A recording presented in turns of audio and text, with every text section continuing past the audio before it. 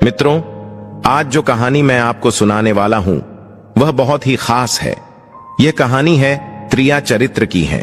जो भी मनुष्य इस कहानी को पूरा सुनता है वह कभी भी अपने जीवन में धोखा नहीं खाता है।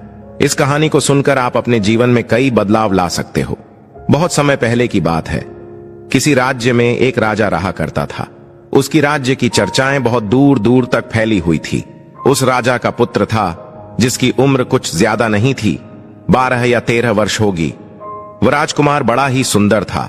जब राजा ने उसकी शादी की तो राजकुमार उस वक्त मात्र 14 वर्ष का था और राजा अब बूढ़ा हो चुका था।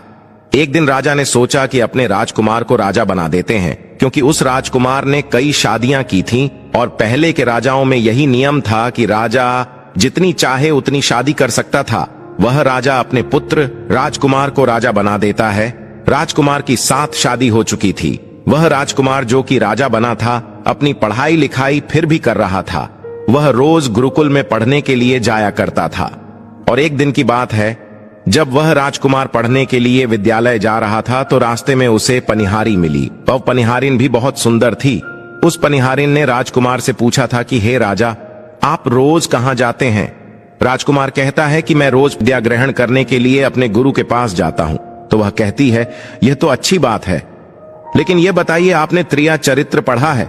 राजकुमार कहता है कि नहीं, मैंने ये कभी नहीं पढ़ा है।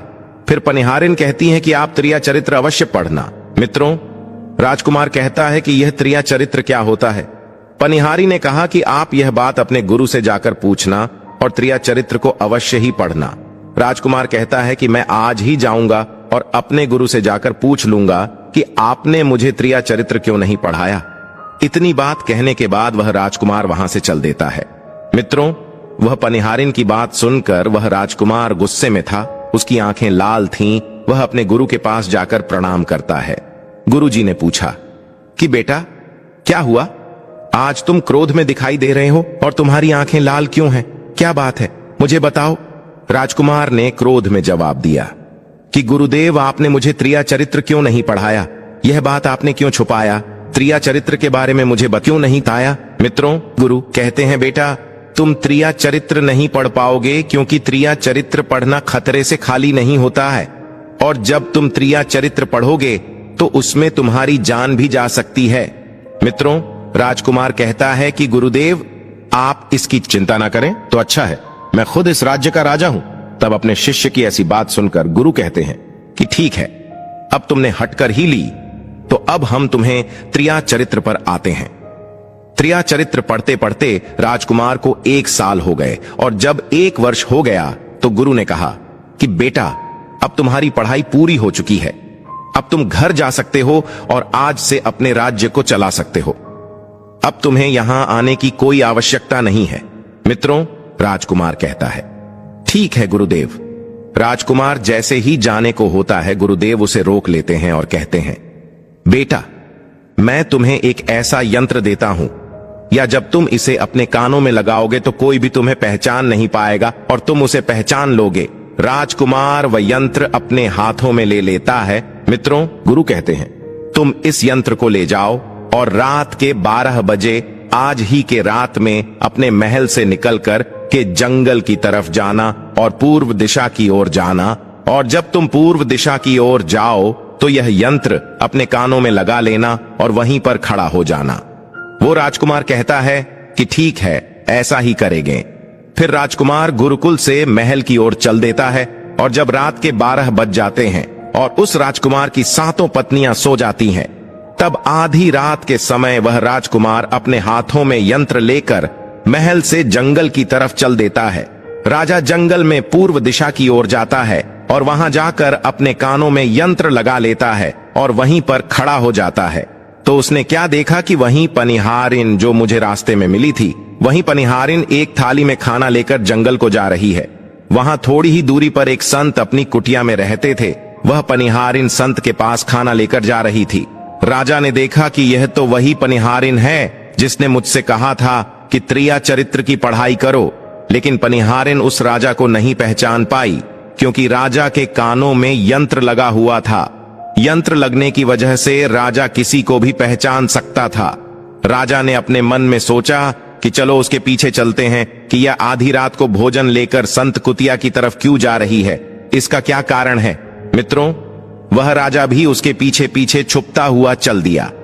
अब वह पनिहारिन उस कुटिया में उस बाबा के वहां पहुंचती है। उस बाबा के पास जादू की पोटली थी और वह बाबा जादूगर था। राजा पीछे पीछे गया और वह छुप करके देख रहा था कि वह पनिहारिन औरत को बाबा क्या करेंगे।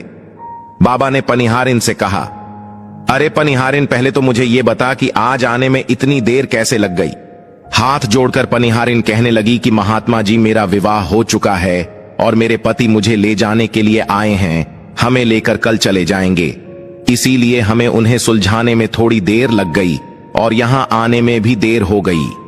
मित्रों, जब यह बात साधु ने सुनी कि पनिहारी का विवाह हो चुका है और इसका पति इसे लेने आया है, तो साधु कहता है कि पनिहारिन, इसका मतलब है कि तुम अपने पति के साथ जाना चाहती हो, तो हमारे पास क्यों आई हो।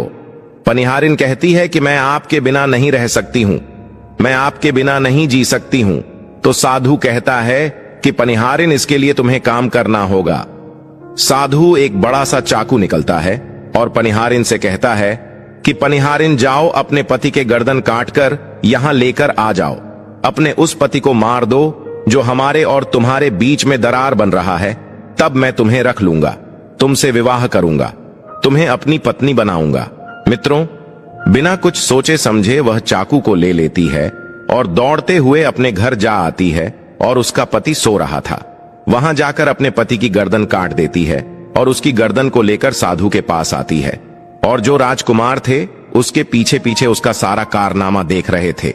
जब साधु ने देखा कि अपने पति को मार करके उसकी गर्दन यहां लेकर आई है, साधु को बहुत गुस्सा आया और उसने उसे लात मारी और कहा, भाग जाओ यहां से। जब तू अपने पति की नहीं हो सकी, जिसके साथ तूने 7 फेरे लिए, तो तू मेरी क्या होगी। जल्दी भाग जाओ यहां से। अगर तुम मेरे पास दोबारा आई तो मैं तुझे जीवित नहीं छोड़ूंगा। मित्रों, साधु की यह बात सुनकर उस पनिहारिन को ऐसा लगा जैसे उसके पैरों तले जमीन खिसक गई हो। फिर भी अपने पति की कटी हुई गर्दन घर लेकर के आई और उसकी गर्दन जोर देती है और वहीं बैठ जाती है। और इधर जैसे ही सवेरा हुआ, अपने पति के पास बैठकर रोने लगती है और चिल्लाने लगती है। कहती है, देखो देखो, किसी ने मेरे पति की हत्या कर दी। लेकिन रात में उस पनिहारिन का सारा कारनामा राजकुमार देख चुका था। इधर सारे गांव वाले पनिहारिन के घर चले जाते हैं और उसके पति की लाश को लेकर गांव के बाहर जाते हैं उसका दाह संस्कार करने के लिए। और वह पनिहारिन भी पीछे से भागती हुई रोती हुई चली जा रही थी। और उधर राजकुमार भी जा रहे थे जो कि अपने राज्य के राजा बन चुके थे। पनिहारिन भागती हुई चिल्लाती हुई पहुंची और कहने लगी, मैं सती बनूंगी, क्योंकि अगर जब मेरे पति ही नहीं रहे तो ऐसे जीवन का क्या फायदा। मैं इन्हीं के साथ सती हो जाऊंगी। राजा को उसकी बातें सुनकर हंसी आ जाती है और राजा कहता है, त्रिया चरित्र, जाने ना कोई और खसम मेरी के हुए सतीराज। मित्रों, राजकुमार की यह बात और कोई तो नहीं समझ पाया, लेकिन वह पनिहारिन समझ जाती है। कहती है कि राजा साहब, आप हमारे ऊपर यह बात कह रहे हैं, लेकिन चलिए कोई बात नहीं, मैं सती हो जाऊंगी। लेकिन पनिहारिन जाते जाते कहती हैं, मैं तुम्हें एक बात बताती हूं। राजकुमार कहता है, क्या बताओ। पनिहारिन कहती है कि राजा साहब, आप जब चटाई पर बैठे तो चटाई को झाड़ कर बैठना। राजा कहता है कि यह पनिहारिन क्या कह रही है, मैं तो राजा हूं, मुझे चटाई पर बैठने की क्या आवश्यकता है। पनिहारिन कहती हैं कि नहीं, जब भी तुम्हें कोई नौबत आए चटाई पर बैठने की तो तुम चटाई को झाड़ कर बैठना। राजकुमार कहता है कि चलो ठीक है, अगर तुम कह रही हो तो मैं ऐसा ही करूंगा। और कहने के बाद वह अपने पति के साथ सती हो जाती है और राजकुमार उनका अंतिम संस्कार करवाकर अपने घर को आ जाते हैं। मित्रों, इसी तरीके से पूरा दिन व्यतीत हुआ और उधर जब दूसरी रात आई, अपने गुरु के कहने के अनुसार वही यंत्र कान में लगाया और पूर्व दिशा की ओर उसी स्थान पर जाकर खड़ा हो गया जहां पर पिछली रात खड़ा हुआ था। दूसरी रात को राजकुमार ने क्या देखा, अपनी 7 पत्नियों को भोजन की थाली अपने अपने हाथों में लेकर उसी साधु की कुटिया की तरफ जा रही है। जैसे ही राजा ने अपनी 7 पत्नियों को उस साधु की कुटिया की तरफ जाते हुए देखा, राजकुमार के पैरों तले जमीन खिसक गई। वह अपने मन में सोचने लगा कि ये क्या चक्कर है। तभी उनमें से एक रानी राजकुमार को देख लेती है लेकिन रानियों ने अपने पति राजकुमार को नहीं पहचान पाई, क्योंकि राजकुमार अपने कानों में यंत्र लगाए हुए थे। वह यंत्र लगाने की वजह से राजा को कोई पहचान नहीं पाता था। उनमें से एक रानी कहती है कि ये लड़का इतनी रात को यहाँ क्यों खड़ा है। तब रानियों ने उसके लड़के को अपनी तरह बुलाया और कहा, कृपया आप हमारी सहायता करें, इस सामान को उस कुटिया तक ले चलो। मित्रों, बिना कुछ सोचे समझे राजकुमार ने वह थाली अपने हाथों में ले ली और अपनी रानियों के साथ कुटिया तक जाने लगा। जब 7 रानियां और राजकुमार उस साधु की कुटिया में पहुंचते हैं और राजकुमार कुछ भी नहीं बोल रहा था, क्योंकि राजकुमार देखना चाहता था कि हमारे प्यार में ऐसी क्या कमी है जो हमारी 7 रानियां इस साधु के पास आती हैं, और इस साधु के पास ऐसा क्या है जो हमारी 7 रानी अभी यहाँ आ रही है। मित्रों, राजकुमार छुप कर ये सब जानना चाहता था। इधर जब वह 7 रानियां राजकुमार को लेकर साधु के पास पहुंची तो महात्मा राजकुमार को देखकर कहता है कि ये कौन है।